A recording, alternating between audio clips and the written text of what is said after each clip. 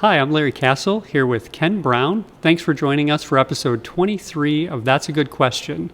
How should Christians relate to the world?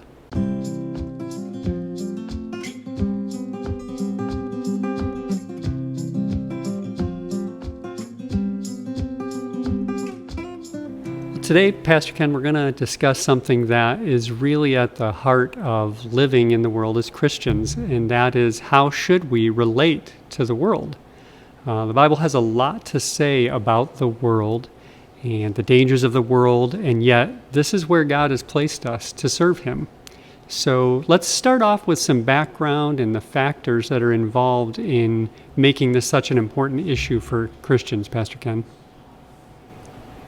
Well, like you said, the Bible does have a lot to say about the world, and what the Bible has to say about the world is really mostly negative. I'll go through some passages that speak of the world. Famously in Romans chapter 12 and verse 2, the Bible says, "Do not conform any longer to the pattern of this world, but be transformed by the renewing of your mind."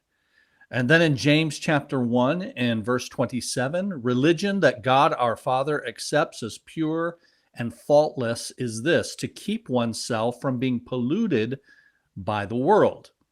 James 4:4, you adulterous people, don't you know that friendship with the world is hatred toward God? Anyone who chooses to be a friend of the world becomes an enemy of God. And then in 1 John chapter 2 and verse 15, do not love the world or anything in the world. If anyone loves the world, the love of the Father is not in him. For everything in the world, the cravings of sinful man, the lust of his eyes, and the boasting of what he has and does, comes not from the Father, but from the world. The world and its desires pass away, but the man who does the will of God lives forever. So you can see, the Bible has a lot to say about the world, but it's not good. Yeah, that does tell us what the Bible says are the problems with the world. But as I said earlier, this is where God has put us to serve. So how do we deal with that? Yeah, well, when we see how the Bible talks about the world, notice that it's not primarily talking about a place, but rather a philosophy, a worldview, a way of living. The Greek word that's translated world in those passages that I read is cosmos, and it means an arrangement. We get some other English words from that. Cosmology, the arrangement of the universe. I joke that cosmetics is making an ordered arrangement out of chaos. so, so I will not repeat that one. So when the Bible speaks negatively of the world, it's not talking about the earth, that the earth is a bad place, but rather that it's the arrangement that includes the fallen allegiances and the values and the priorities that are not directed toward God. So one theologian describes the world this way. The world is the thoughts, opinions, maxims, speculations, hopes, impulses, aims, aspirations at any time current in the world, which at every moment of our lives we inhale and again inevitably exhale. That is, we breathe the world's opinions and values and thoughts through the culture. It's all around us. So how do we live in it, but not according to its values? It's Jesus who's the one who, from whom we derive that pithy in the world, but not of the world idea. Many of our viewers may have heard that. And that comes from John chapter 17. In John chapter 17, Jesus is praying this long, beautiful prayer on the night before he is crucified. And he prays for himself in the opening of the prayer. In the middle of the prayer, he prays for his first followers, the apostles. And then at the end of the prayer, amazingly and movingly, he prays for you and me, those of us who he is going to die for the next day. And in that prayer, he says to the Father that his followers, they are, quote, in the world, but they are not of the world. That's John chapter 17 in both verse 11 and then also verse 16. Now notice the problem with the world is not being in it, but being of it. It does not refer to a place, but rather a false system, a false belief, value, allegiance, priority system. So the of preposition there, being of the world, means the system from which we derive our values and our allegiances, and we make our priorities. So it's not the preposition in that's the problem. It's the of part, where we derive those things from. So clearly something is wrong with the world, and therefore we have to avoid being contaminated by it. But how do we do that? Well, Jesus goes on in that prayer to actually give the answer. He says, they are in the world, but they are not of the world. And then he goes on to say, he asks the Father, sanctify them by the truth. Your word is truth. That's verse 17 of John 17. Sanctify them by the truth. Your word is truth. Sanctify means set apart. Make holy. The word holy means to be separate, to be set apart. So sanctify means to be made holy. And Jesus is asking the Father to do that with his followers. But he says the means by which that happens is the word. Sanctify them, set them apart, make them holy by the truth. Your word is truth. So the solution to the problem of worldliness is holiness, being set apart. But again, notice it's not being set apart physically, because it's not the in preposition that's the issue. It's of. It's being set apart. It's being separate in terms of our values, in terms of our allegiances, in terms of our priorities. So the solution to the problem of worldliness is holiness. It's to be set apart in those ways from the values, allegiances, and priorities of the world. Got it. So to avoid being of the world, we need to, in some way, be set apart from it, be separate from it. So it sounds like we do need in some way to leave the world, or at least to somehow come up with a cocoon to protect us from it. And that is how some Christians approach this, right? It is. It is, unfortunately, how some Christians approach it. Because I say it's unfortunate because the Bible does make clear that the solution is not to remove ourselves from the presence of the world system. I mean, here's an example of that. In 1 Corinthians chapter 5, the Apostle Paul is writing to the church at Corinth, and he is telling them to deal with an issue that they have in that church that has become known to him. And it's a very heinous issue, a sin that's being engaged in openly by someone who is a part of that church. And they are just allowing it to go on. So Paul is writing them, and they're saying, you've got to deal with this. You cannot tolerate unrepentant sin. Now, in any church, there's sin. All of us sin. That's not the issue. The issue is open, unrepentant sin, and they're not dealing with it. And he says this, 1 Corinthians chapter 5 and verse 9, I wrote to you in my letter not to associate with sexually immoral people. Not at all, meaning the people of this world who are immoral, or the greedy and swindlers or idolaters. Now, notice what he says. In that case, you would have to leave this world.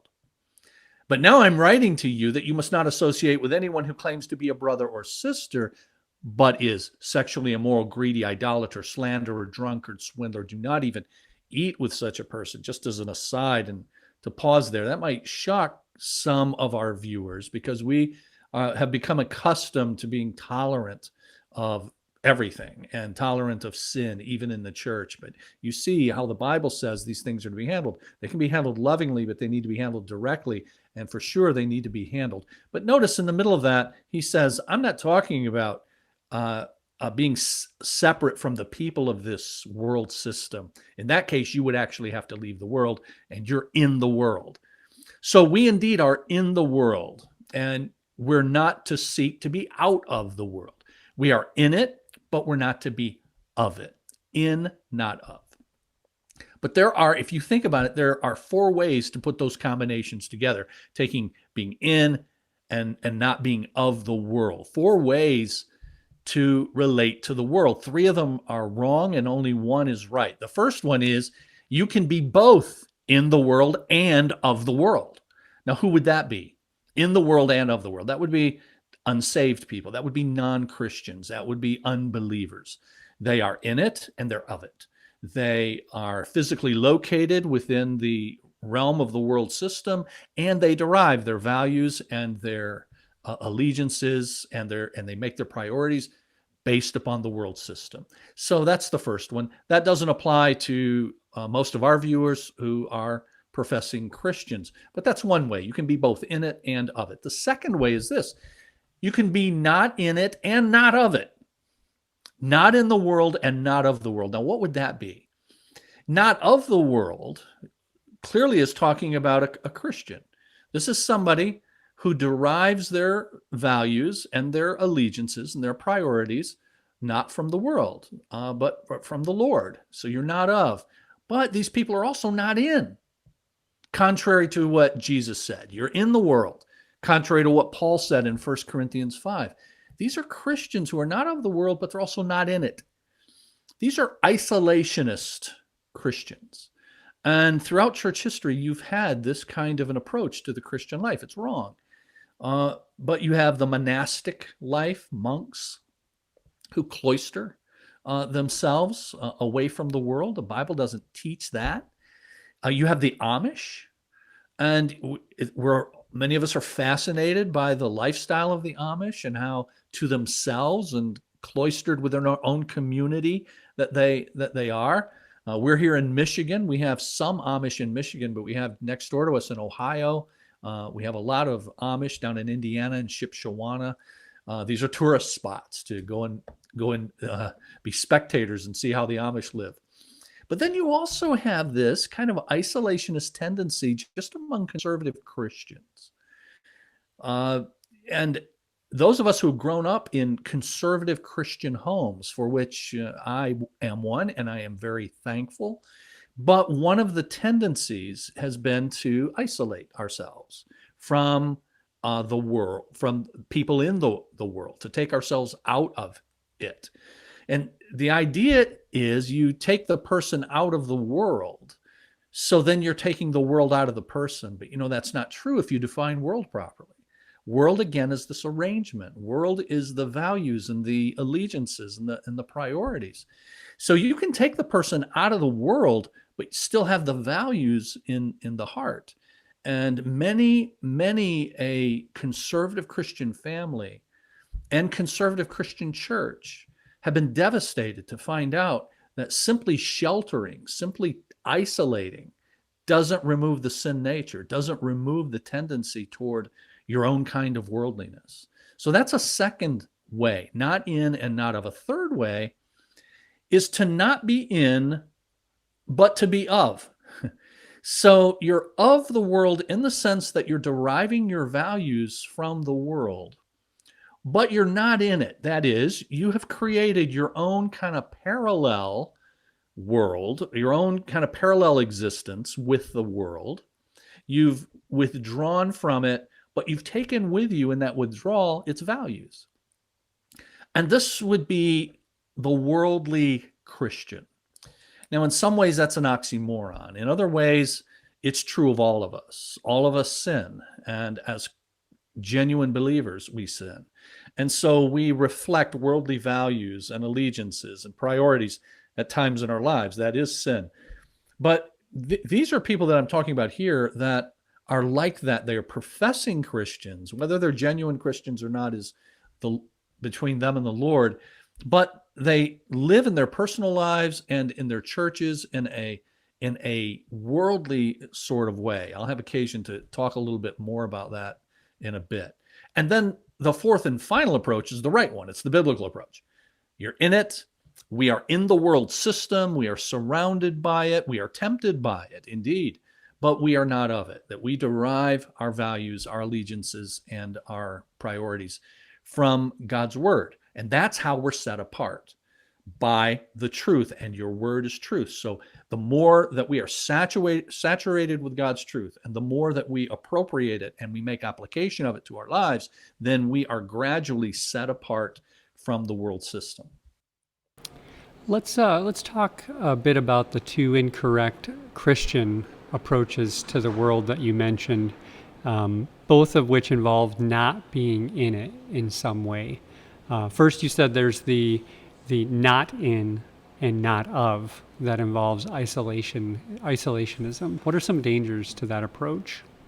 Yeah, there are several dangers to withdrawing from the world, withdrawing from the very world into which Jesus has sent us to be his light. That's the night before he prayed. When he was praying for his followers, he's saying they are in it. And this is on purpose, and this is by God's design.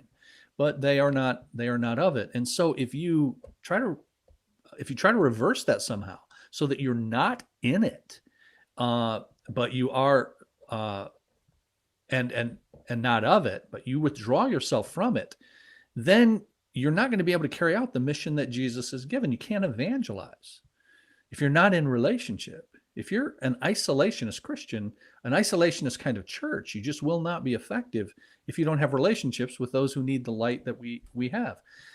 And you also can't evangelize effectively. You can't evangelize much at all if you're like this. But, if you have a job and you go out to work, then you haven't isolated completely. You're going to have interactions with people, but you're not going to be effective. You can't evangelize effectively, frankly, if you're just weird. If you've taken an approach that we need to be completely different from the world in every respect, then like the Amish, you might find some virtue in looking differently. And you'll just be an oddity, frankly. And there's no particular virtue in that. You don't find that in Scripture. You can't evangelize. And then even the times when you do get a chance to evangelize, you can't do it effectively, frankly, if you're just weird. And then there's this false notion that I mentioned a bit ago, that if you take the child out of the world, that you're going to take the world out of the child. And I have seen this. I have seen many people who have been devastated when they came to the realization that, oh my, the sin nature is in the heart. And we can put all the hedges we want around our children. And I'm not saying we shouldn't. We should protect our children appropriately. And that's part of parenting wisdom that we teach at our church. But the idea that I'm going to protect my child from influences at all from the world is not the case. They, like we, have been placed here by the Lord to be in the world. And so you see things like the Duggars, the Duggars, and, they have this television show and this kind of idyllic, existence for many people, at least, and, their own thing, all, to themselves there at the big house that they built for whatever it is, 19 of them or whatever, homeschooling their kids. And then, in the news several years ago, one of them is involved in some just, really ugly kinds of sin. So the sin nature doesn't escape anyone. And no matter what kind of isolation you try to provide, there's no way you can get around that. And let me just say to some of our viewers, because I know this would apply to some in our church. Our family has homeschooled our kids when they were in elementary school, our two girls who are now grown and married. But we did that for several years, and we did that to great profit, and we enjoyed it, and we're very glad that we did. And we know many homeschooling families as a result of that, some in our church who do a terrific job with that. It's a great option for a lot of families, and it was for us for many years. And then we sent our girls to a Christian school from which they graduated. Others in our church have gone to public school, and we don't, as a church, have a policy on any of that. Other than our policy is what we believe the Bible teaches. Parents are responsible for the education of their children. And you can delegate that to a Christian school. You can delegate a portion of that to the public school, but you're still responsible to oversee that. With homeschooling, you do it directly, and there are many, many advantages to it. But we did notice when we were in that homeschoolers many of them tended to be in this kind of isolationist approach. And I would just warn against that. Be careful about that. Do not be duped into thinking that because you've created this cocoon, as Pastor Larry mentioned earlier, that your children are not being tempted by the world and finding ways to imbibe in the world and having their hearts lured toward it. And another danger is that we'll fail to be socialized well, and our children will live afraid rather than confident in the world. I can't interact with those people. I don't even really know those people. I don't even have those people in my life. And so it's this kind of dark world outside of my existence. And there can be a fear about even engaging in it and being properly prepared to go into the world. Don't believe you can come to believe that unbelievers have nothing of value to contribute because it's them and it's us, and only we have anything of value. Listen, we don't need to run and hide from the world. We can and should be very confident as God's people with his spirit and with his word. The Bible says, greater is he that is in you than he that is in the world. That's good. What about the other Christian approach that you mentioned, the not in but of? If you hear the background noise, sorry, I'm actually on the road this week and there's noise in a hotel lobby. So, but That's Larry's Roadshow. All right. yeah, traveling with my wife. She has a work conference down the hall here, and so we got to take a little trip together. So that's what the ringing phone and other noises are. Uh, Well, thank the Lord for the technology, and thanks for setting up while you're on the road like that. oh, But sure. yeah, what are some of the practical consequences of that other approach, Yeah. Christian approach, professing Christians who are not in the world, that kind of have their own parallel existence, but the values are still coming from the world. So while the other approach, in that other approach that I just described, you're so different that you're weird and you're ineffective with non-Christians, with this approach, you're so much like the world that you're ineffective really because there's little difference for them to see. I mean, remember in Matthew chapter 5, the Sermon on the Mount, Jesus emphasized that there's a difference, that you are the salt of the world, that you are the light of the world. And yet, in Christian circles, unfortunately, for a number of decades in our country now, the idea has been to become like the world in order to win the world. And this is your typical evangelical Christian today, or your typical evangelical church today, who wants to be cool, tries really hard to be liked. So find out. We talked in one of our episodes a few weeks ago about how are God's people to worship when they come together, and we gave some history about how the way worship is done today and many of our churches came to be. It came to be through this, finding out what people like and saying, we're going to give it to you. So you like rock concerts? Well, then church will be like a rock concert. Somebody joked that, when you do that, you're really not making Christianity better. You're making rock and roll worse, because we've got these like wannabe bands who are performing at churches. So I just have to throw in there. I heard a musician recently talking about. I think he comes from a Christian background, and they play a game where they will play a song, and you have to the first one to be able to guess whether it's a Christian artist or not wins. So within like 3 seconds, they can tell that's a Christian. Yeah, that's can not. just tell it's the same kind of chords, the same kind of Yeah. exactly. Well, the Bible repudiates this idea of being like the world and giving the world what it wants based upon its values. It repudiates it quite directly in 1 Corinthians chapter 2. It's interesting, a lot of times today, these kinds of Christians and these kinds of churches, they'll quote 1 Corinthians 9, 1 Corinthians chapter 9, where Paul, again, who wrote 1 Corinthians, he says, look, I am serious about evangelism. I'm serious about having good effect on those that God brings in my circle of influence. And so I'm not going to do anything that will unnecessarily harm that evangelistic enterprise. And he lists some of the things that he's given up. He's given up his rights and the things he could do, but he's willing to put them aside for the sake of the gospel. And he says famously in verse 23, 1 Corinthians chapter 9, verse 23, I have become all things to all men that I might by all means save some. So people take that and to say, hey, look, you do whatever then. Paul says, I'll do whatever. Well, not quite. Paul says, I'm willing to set aside anything unnecessary. But he does not say, and he does not teach, and the Bible does not teach, that means to become worldly, to import the world's values into your life or into the life of your church. In fact, in chapter 2, and let me just remind you, I just quoted chapter 9, but let me remind you, chapter 2 comes before chapter 9.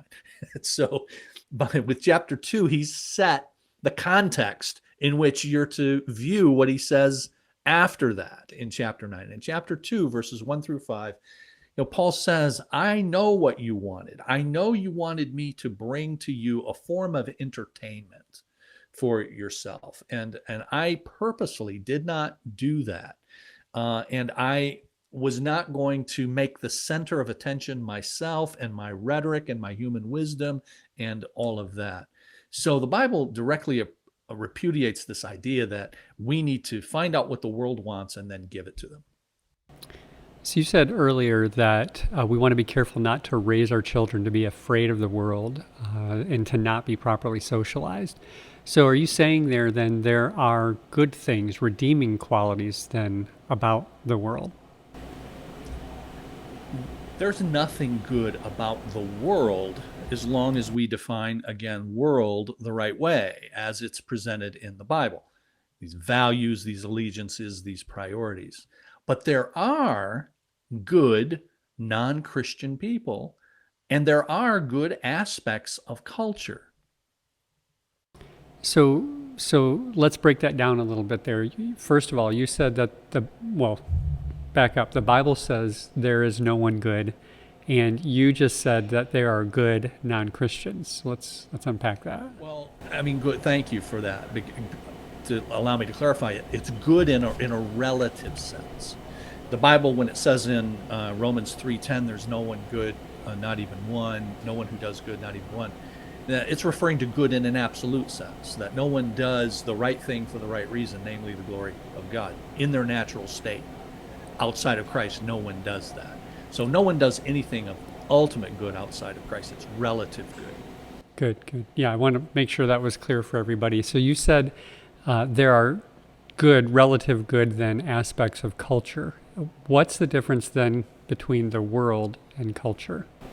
Yeah, and this gets to a real heart of the matter. That's an extremely important idea. And so let's define those two things, world and culture. We've already seen that the world is values, allegiances, priorities that do not have God at the center. That's what worldliness is. Here's a more succinct, even more succinct definition of worldliness than that. Here it is. Worldliness is fallen values expressed in culture.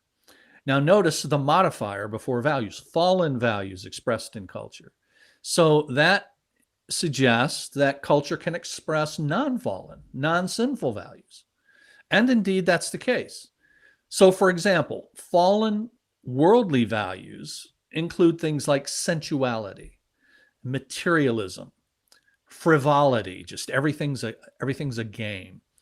These are expressed in our culture, in our movies, advertising, fashions, our entertainment. We're a culture that is so saturated with entertainment that we, in the words of one author, Neil Postman, in a classic book many years ago, Neil Postman, the name of the book is Amusing Ourselves to Death. And it was a great book. So worldliness is fallen values expressed in culture. And culture is the collective values of a society in its language and its customs and its fashion, its arts, and its media. So all worldliness then is bad, but not everything that happens in our culture is necessarily worldly then, right? So, Right. so that means there's good aspects of culture then. Exactly. So there can be good aspects of culture because culture is larger than worldliness. Worldliness is a subset of culture. So thankfully, that's the case. For example, in our culture, people get married, even non-Christian people. Now, when they do that, they're expressing values that they're borrowing from the biblical worldview when they participate in marriage, since it's God's idea. But nevertheless, we're glad that they do because it contributes to the stability and the well-being of society. And because all people are made in the image of God, with the ability, therefore, to think and create and conceptualize and beautify, and because God, in his common grace, mitigates the effects of sin and the fall, those abilities have not been eradicated. And therefore, all people, even non-Christians, can do good things and contribute to the enrichment of our lives through things like music and movies and books and marriage, and the list goes on. That's helpful. That's really helpful. But so we're saying worldliness is a subset of culture, and therefore some things done in our culture are worldly and some are not. And so everyone's wondering now, how do you tell the difference? That's definitely the right question. Finding the difference because we understand there is a difference. Not everything that unsaved non-Christian people do is worldly. And therefore worldliness it cannot simply be defined as what non-Christians do. And that's the definition that many of us who've grown up in church, that's the definition that we weren't necessarily taught that directly. Most things that we acquire, it's said, are not taught, they're caught. But that is the definition that many of us caught growing up in our Christian homes. Yeah, it's important And nuance. it is, and I believe it contributes to an unhealthy fear of not just the world. We should eschew the world, properly defined, but also an unhealthy fear of culture. And we withdraw from that as well. So what we have to do is distinguish whether something is expressing fallen values or good values. Remember, worldliness is fallen values expressed in culture. But good values can be expressed in culture too, even by unbelievers. Now, they don't do it for God by definition. Otherwise, they would be Christians.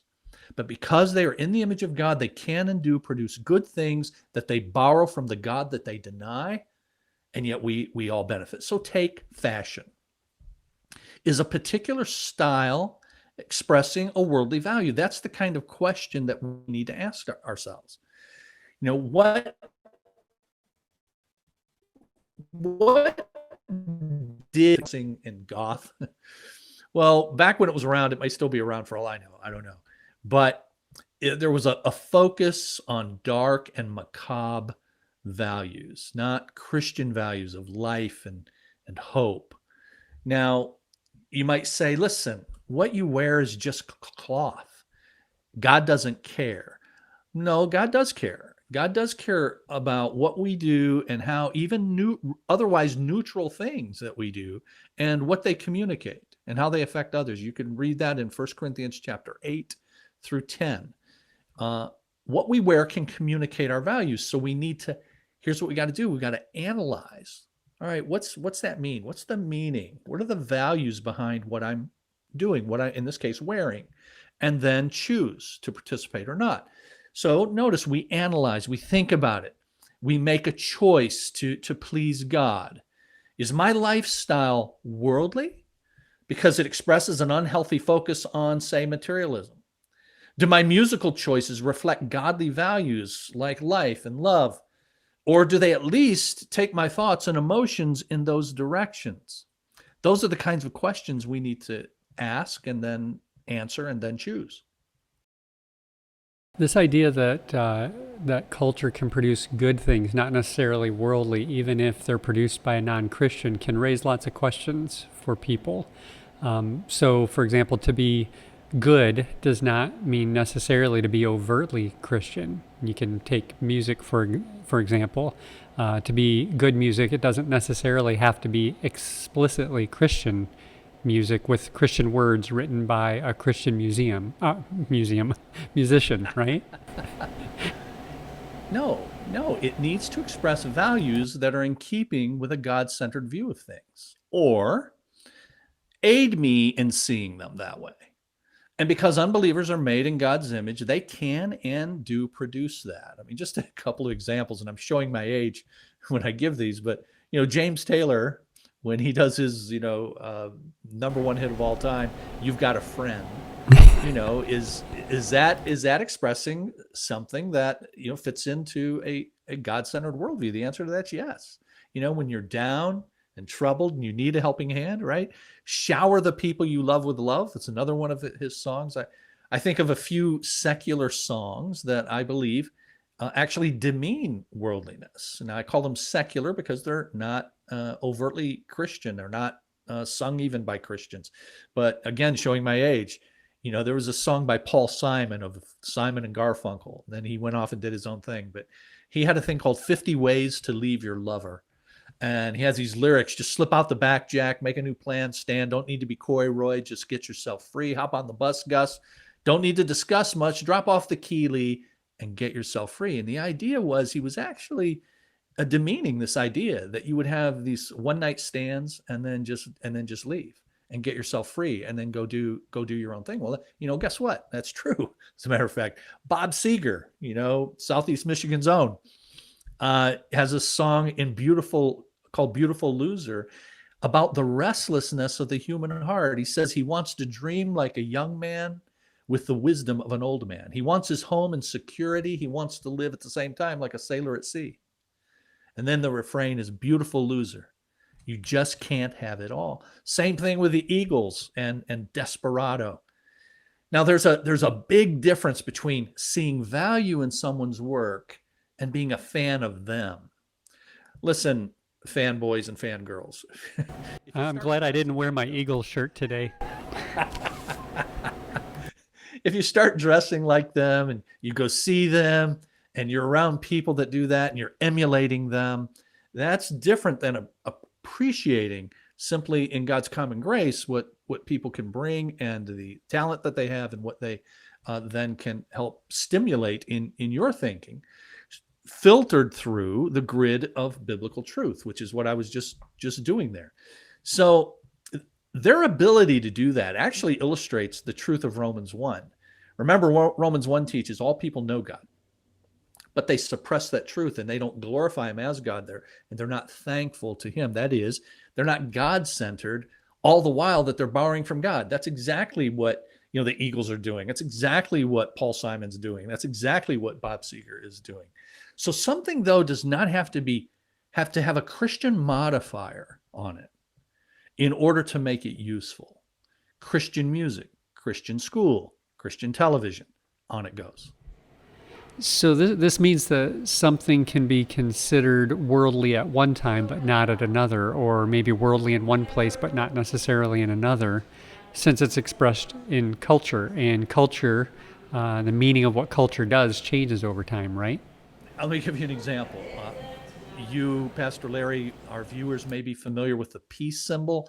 I don't see it around very much. Every now and then you'll see the peace symbol, but you guys know what I'm talking about, the circle. And then within the circle, you've got the vertical line, and then you've got these two lines going off of it within the circle, peace. Well, when I was a teen in Christian school, that was said to be a satanic symbol and to be an upside down cross with the horizontal beams broken. My wife, she wouldn't mind me saying this, my wife Kim, to this day has a really hard time when she sees that symbol because that's what we were taught. I'm not sure, frankly, whether it ever really meant that. I don't know of any proof of that. But even if it did, the point is it does not now. And things can not only have different meanings at different times, but in different locations. What something means here may not mean the same thing in another part of the world, in Europe or something. So the definition of worldliness as fallen values expressed in culture is robust enough to take all of that into consideration. So one of the many questions that this raises is whether Christians can trust non-Christian experts. So from what you've said here, it seems clear that we can, if they have genuine expertise in an area. But many Christians seem to think that it's not the case with regard to scientific questions, for instance. And you and I talked about this recently in an email exchange about a month ago. In fact, we talked about possibly doing an episode based on this. Maybe our next episode will be based on whether or not we can trust experts and the expertise of non-Christians. Yeah, I think that would probably be good. So we'll talk this week about next week's episode, but just a heads up to everybody, that may well be the topic, and it'll just flow and build on what we've talked about here. So I think we're about 41 minutes. Any other information you want to share? Do you have any resources this week or any final comments on this subject then? Other than the book I mentioned by Neil Postman, The Amusing Ourselves to Death. And then in terms of culture and Christian appreciation for culture, Francis Schaeffer, the late Francis Schaeffer, he wrote a lot about this. His kind of magnum opus book was How Shall We Then Live?